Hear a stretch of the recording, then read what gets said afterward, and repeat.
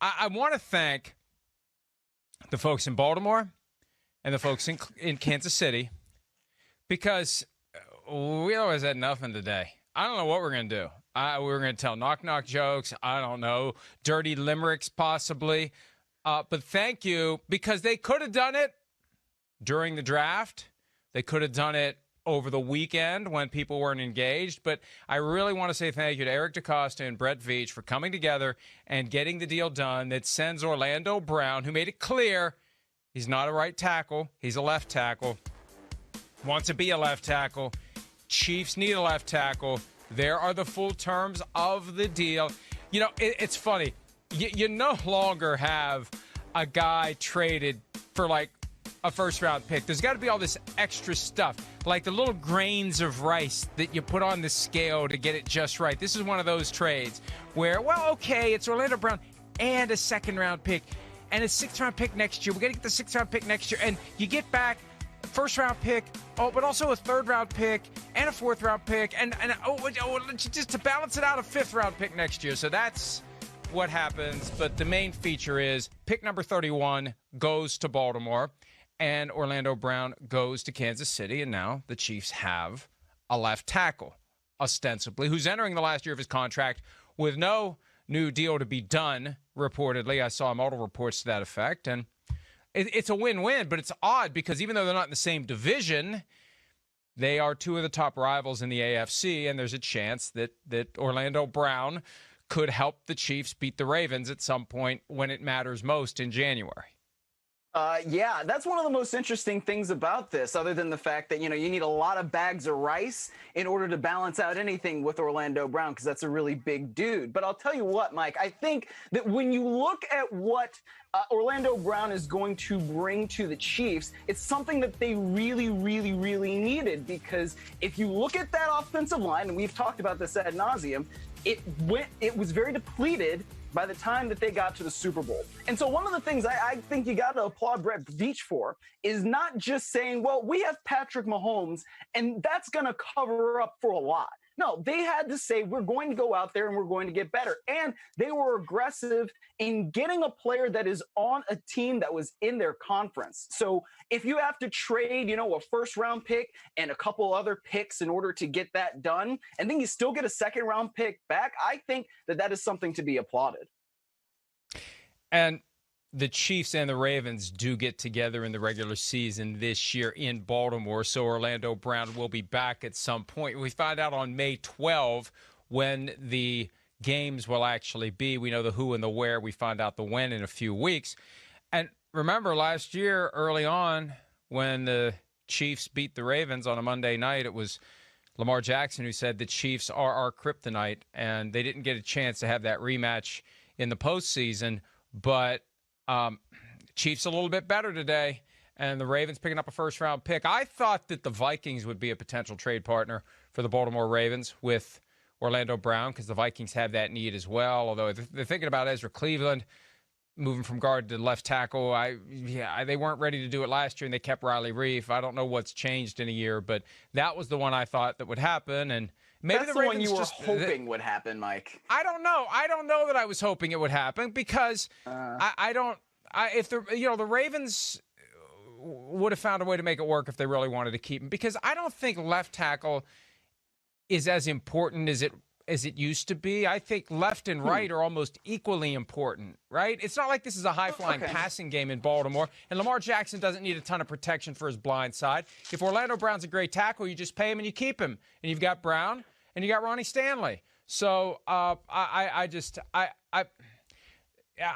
wonder if the Browns, or not the Browns, but the Ravens, in sending Orlando Brown as opposed to Orlando Raven being sent by the Browns, it's Orlando Brown being sent by the Ravens of the Chiefs. I just wonder if the Ravens are like, yeah, okay, go ahead. We'll give one of our top rivals in the conference a guy that maybe we don't really believe in. But the Chiefs do. The Chiefs have the need.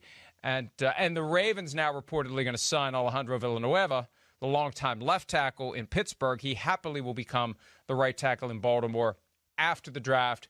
They're going to do that. And I also know that the way it works, there's a window after the draft where the signings no longer count toward compensatory draft formulas. and the Ravens, one of the teams very adept at playing that game. And look, it's unenforceable. If someone else wants Alejandro Villanueva, they can sign him. But wink, nod, Villanueva's waiting.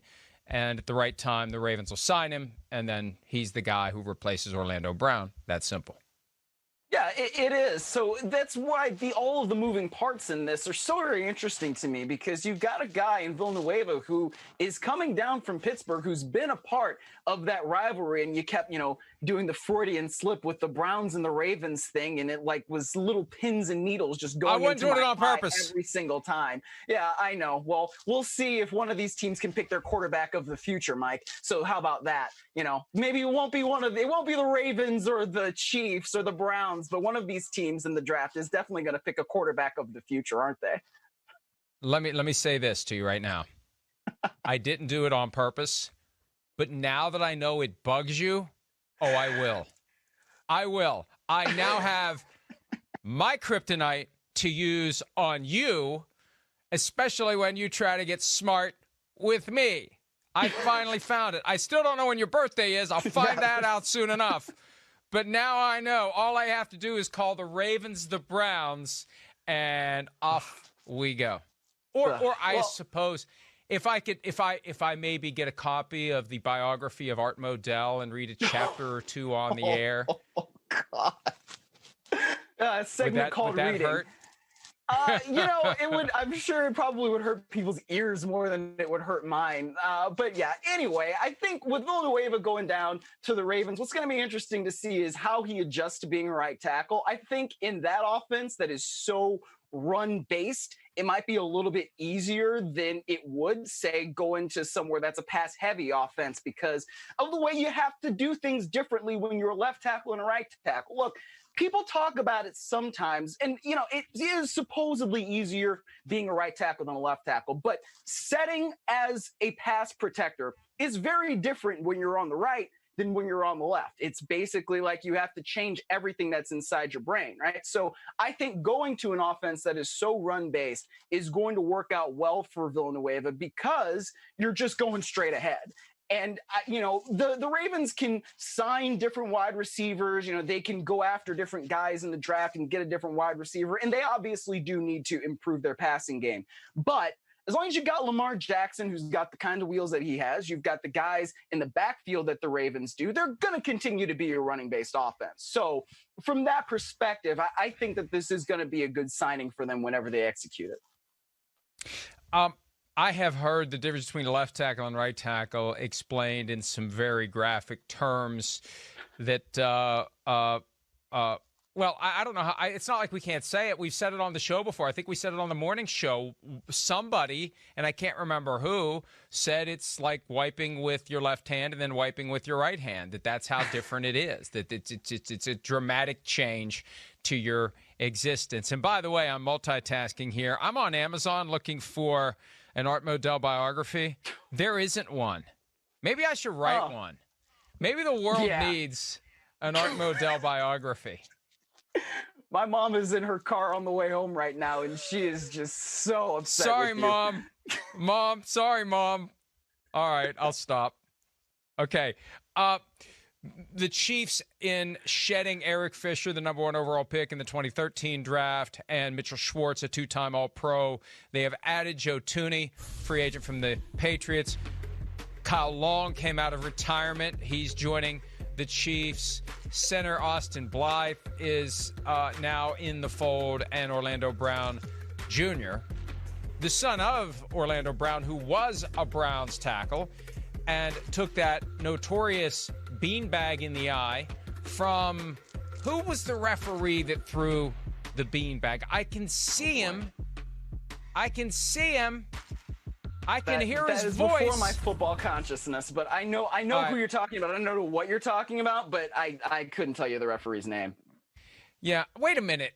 It was like 1999. You were like 8 years old. You don't remember that? Come on, man. I remember it happening, but do I remember the specifics of all of that? No, I do not. The first football game I basically really remember was a Browns preseason game in that year, and then when they beat the Saints on Halloween when Tim Couch threw a Hail Mary to Kevin Johnson in the end zone. So that's what I remember from 1999.